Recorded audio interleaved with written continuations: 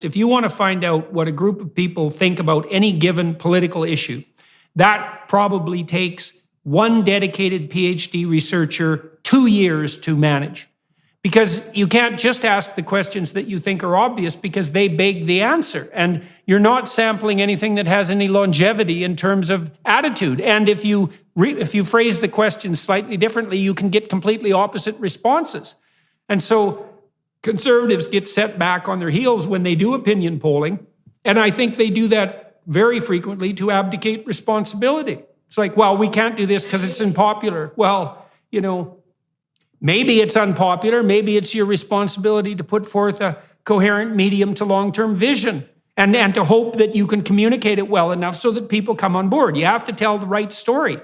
You have to tell the right story, and you have to find the advocates who will help tell that story for you as well. Your audience may not know my history, but I have been in the world of public policy for 27 years. I've been at a think tank with the Fraser Institute. I've done landowner advocacy with the Canadian Property Rights Research Institute, business advocacy with a couple of different business groups. I've been in media, in print media, television media, as well as radio media. I've had my own podcast, and so I've seen I own my own business, so I've seen the full spectrum of how you try to push ideas along. And I'll tell you what I would observe is that the Conservative movement has pretty well seeded the ground on so many of the culture-shaping institutions that we have in K-12 education.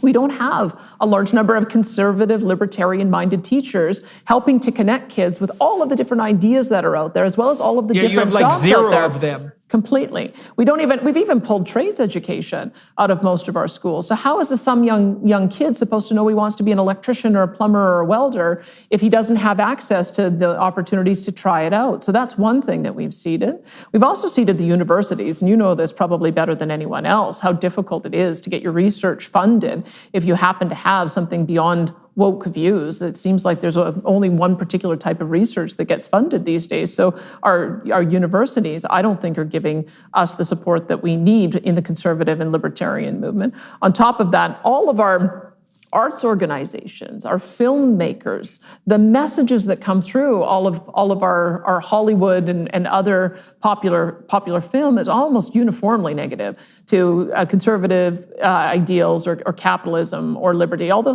there are some notable exceptions, and then of course I think as well we haven't cultivated our friends in the union movement in the way that we should have, because increasingly they're having the same conservative values that we're talking about here. And so I feel like so many of the different forces that shape society and shape the conversation, I should add media. I mean, media as well. I remember years ago, Lydia Miljan, who was a researcher at one of the Ontario universities, but she worked for the Fraser Institute. It's almost like a mirror image of how many people in the media self-describe as being atheist or agnostic compared to the general public. And that shapes the kind of stories that get told. So all of the opinion shaping that is done by and large by the progressive side of the spectrum. Even on the advocacy groups, we have far more active advocacy groups on environmental and social issues from a leftist perspective than we have from a libertarian conservative perspective. So I'm talking about the things that I need to do to try to advance the message, but I'm not going to succeed unless we also have the backup. We need to have the advocacy groups and the think tanks and the academics in the universities, and we need to be hiring teachers and filmmakers who are going to tell our stories. And I think that this is a 20 or 30-year project, because it took 20 or 30 years to get to the place we are right now. It's going to take 20 or 30 years to get us to some sort of balance. But we've got to start by recognizing the nature of the problem we created for ourselves and starting to undo it.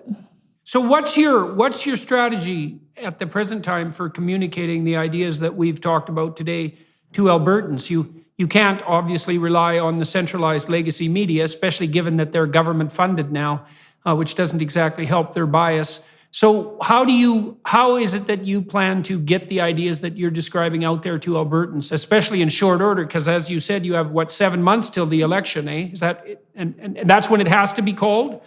Yes, it does. I had lost a bit of heart in the legacy media. As I mentioned, I started there. I was an editorial writer and columnist at the Calgary Herald beginning in 1999. And the mantra when I was there by my bosses was that I had to be fair, I had to be accurate, and I had to be balanced. And that's all I ask of the legacy media, is just go back to the kind of journalism that we used to do, because that is, I think, what is alienating people when they're looking at the mainstream media. If they don't see that their view is going to be presented in a balanced way, then they're going to go to alternative media sites. And this is has led to a number of alternative media sources, some more credible than others, but we're seeing a polarization now of views, so that if you're going and looking for confirmation bias and you're on the left, you've got a handful of left-wing sources you'll go to. If you're looking for confirmation bias on the right, you'll have your handful of confirmation bias sources to go to. But what really moves us forward as a society is when those can meet in a public square, thrash it out so that we can come to some common understanding